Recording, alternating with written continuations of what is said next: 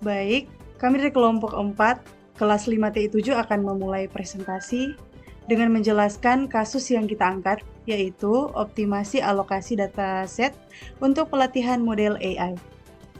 Seperti yang kita tahu, dalam pengembangan model kecerdasan buatan, kualitas dataset sangat memengaruhi hasil pelatihan, namun mengumpulkan dataset memiliki biaya dan keterbatasan waktu komputasi, terutama saat menggunakan GPU. Dalam kasus ini, kita punya 3 jenis dataset. Yang pertama, resolusi tinggi, kualitas sangat baik, biaya dan waktu GPU paling besar. Yang kedua, resolusi sedang, kualitas cukup, biaya dan waktu GPU menengah. Yang ketiga, resolusi rendah, kualitas rendah, biaya dan waktu GPU yang paling kecil. Tujuan kita adalah menentukan jumlah dataset dari masing-masing kategori agar pertama, kebutuhan data minimum terpenuhi. Yang kedua, ada batas minimal resolusi tinggi dan sedang. Yang ketiga, resolusi rendah tidak melebihi batas. Yang keempat, total waktu GPU tidak melebihi kapasitas. Yang kelima, biaya total menjadi minimum.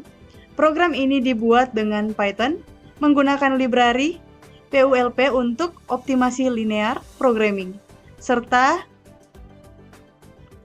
Kinter untuk tampilan antarmuka. Jadi user bisa menginput nilai kendala melalui prompt. Lalu program akan menghitung solusi terbaik. Secara singkat, fungsi tujuannya adalah minimasi set sama dengan 60 kali 1 tambah 40 kali 2 tambah 20 kali 3.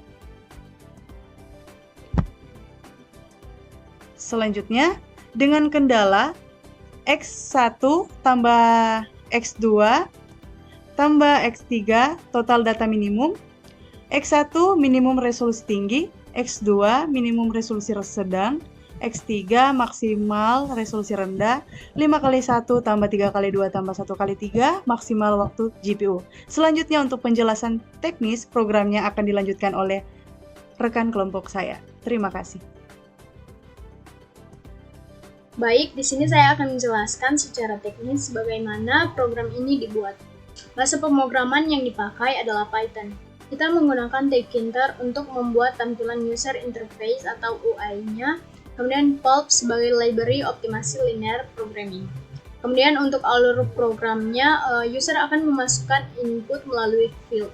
Ada beberapa field, yang pertama field total dan minimum, yang kedua ada field minimal resolusi tinggi, yang ketiga ada field minimal resolusi sedang, yang keempat ada field maksimal resolusi rendah, yang kelima ada field maksimal waktu GPU.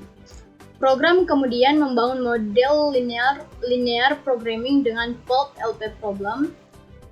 Kemudian untuk mendefinisikan variabel keputusan X1, X2, dan X3. Kemudian menambahkan fungsi tujuan dengan meminimalkan biaya dataset. Kemudian menambahkan kendala sesuai dengan input user. Kemudian solver dijalankan lalu hasil ditampilkan ke user dalam bentuk pop-up message. Contoh kode utama fungsi tujuannya ada di bagian ini.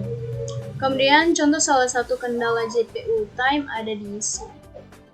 Output yang diberikan berupa status solusi, jumlah masing-masing dataset, serta total biaya minimum. Dengan demikian, program ini bersifat interaktif, fleksibel, dan mudah diuji dengan berbagai skenario input.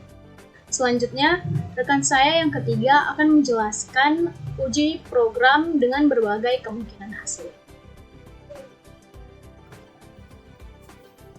Baik, saya akan membahas uji coba program. Jadi untuk program ini akan diuji dengan 2 skenario. Yang pertama adalah skenario dengan kasus optimal, dan yang kedua adalah skenario dengan kasus tidak ada solusi atau invisible. Jadi untuk skenario yang pertama yaitu dengan kasus optimal.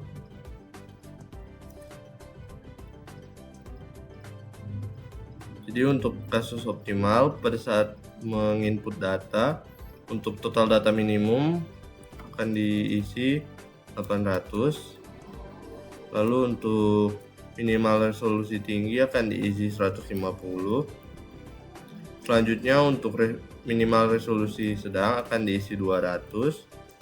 Dan untuk maksimal resolusi rendah akan diisi 500. Dan yang terakhir untuk maksimal waktu GPU akan diisi 3000. Jadi setelah diisi datanya, kita akan menekan tombol hitung optimasi, dan ketika ditekan akan muncul pop-up message dengan rincian sebagai berikut. Terdapat status optimal. Lalu untuk jumlah resolusi tinggi yang disarankan adalah 150. Jadi batasannya adalah minimal 150 dan yang direkomendasikan adalah 150. Selanjutnya untuk jumlah resolusi sedang disarankan untuk 200. Jadi untuk batasannya minimal resolusi sedang 200, sementara yang disarankan adalah 200 juga. Jadi untuk yang terakhir yaitu dataset dengan jumlah resolusi rendah itu disarankan 450, di mana batasannya adalah maksimal resolusi rendah adalah 500. Jadi ini adalah contoh kasus optimal.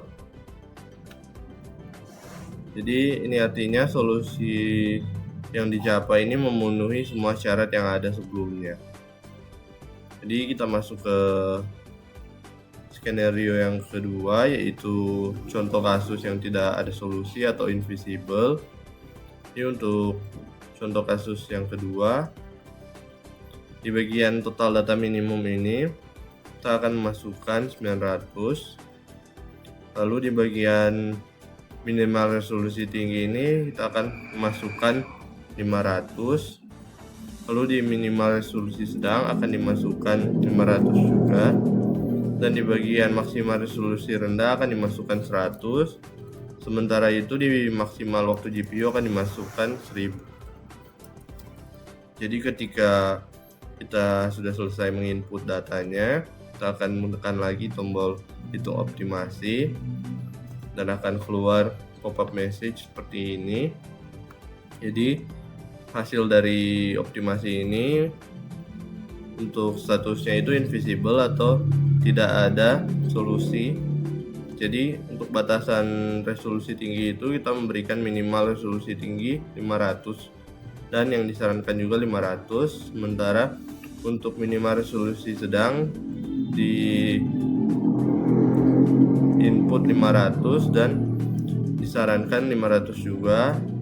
Dan untuk resolusi rendah maksimalnya kita berikan batasan 100, sementara yang disarankan adalah negatif 100. Jadi ini tidak memungkinkan karena dalam kasus kita membutuhkan dataset dengan resolusi tinggi, sedang, dan rendah dengan kombinasi yang tepat. Jadi tidak bisa hanya tinggi dan sedang saja, harus ada rendahnya juga.